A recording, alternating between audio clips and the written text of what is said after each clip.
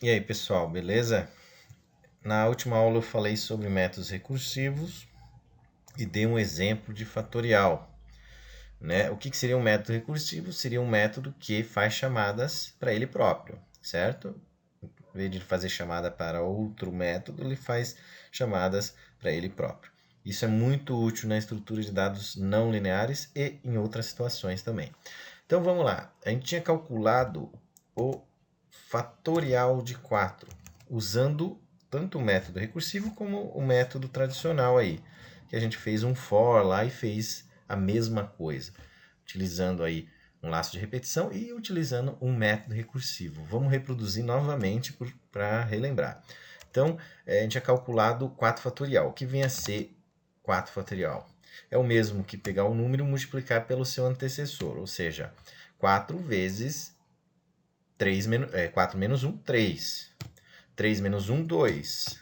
2 menos 1, 1. Ou seja, eu pego o número e vou diminuindo ele em uma unidade, eu vou criando esses fatores e depois eu multiplico todos eles. Então vamos lá, 4 vezes 3 vezes 2 vezes 1 vai ser 24, certo? 4 vezes 6, 12. 12 vezes 2, 24, vezes 1, 24.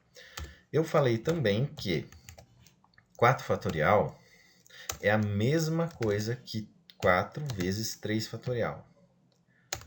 Eu disse isso. Vamos ver se isso é verdade.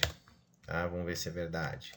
Então, 4 vezes 4 fatorial. Vou colocar aqui entre parênteses para não confundir. Quanto que é 3 fatorial? Não seria 3 vezes 2 vezes 1? Ou seja, eu pego o número, diminuo em uma unidade e multiplico. E faço isso com outro também. Pego o próximo número, diminuo em uma unidade e multiplico. Ok?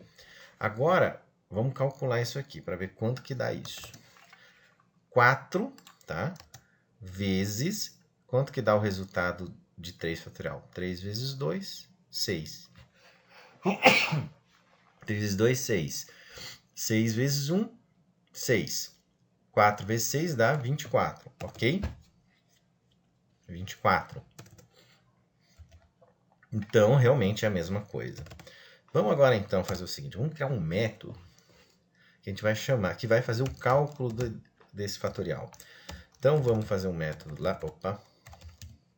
Vamos fazer um método estático, para não ter que criar, instanciar nenhum objeto aqui.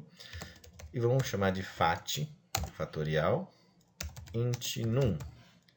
Tá? Ok.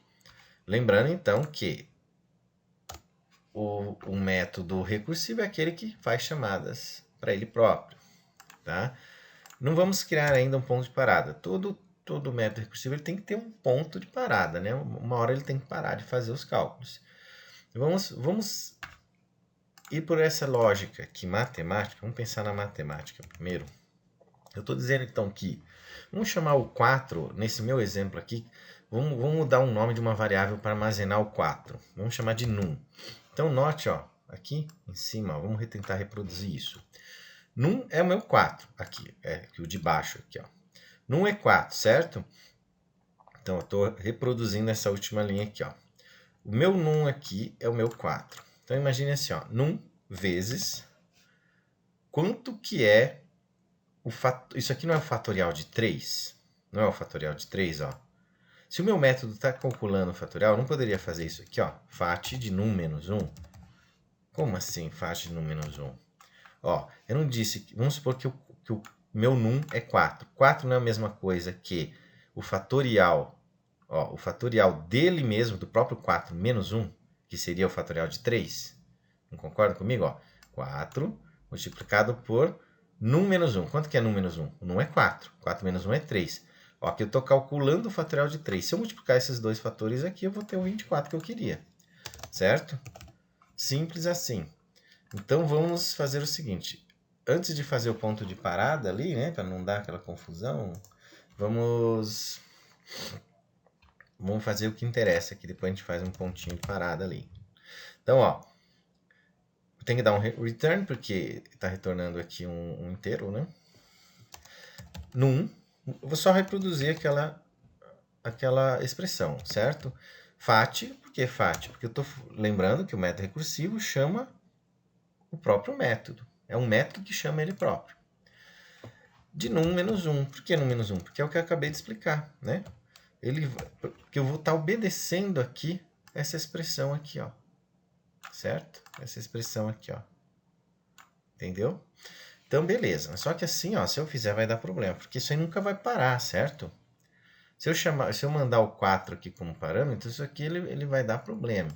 Então, a gente tem que fazer um jeito de parar isso aí.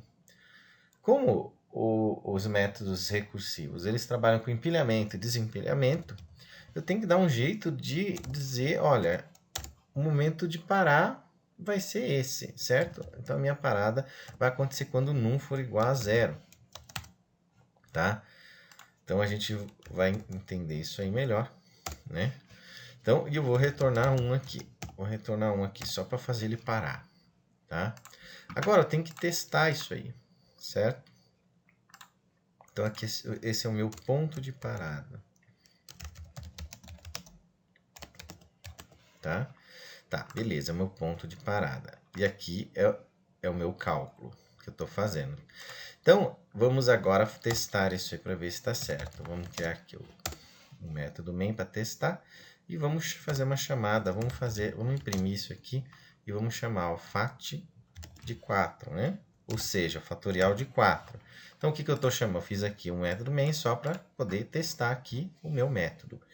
E eu estou imprimindo direto aqui, passando como parâmetro o fat, né? Eu estou chamando esse método aqui da linha 9 e estou passando como parâmetro aqui, ó, tá vendo? Passando como, ó, eu chamo o método lá em cima, passo como parâmetro 4. Só que esse método, ele vai fazer esse teste lógico aqui e ele vai ficar chamando quem? Ele próprio, ó. Ele chama ele próprio, ó. Essa que é a sacada aí do método recursivo. Ele fica chamando lá e tal.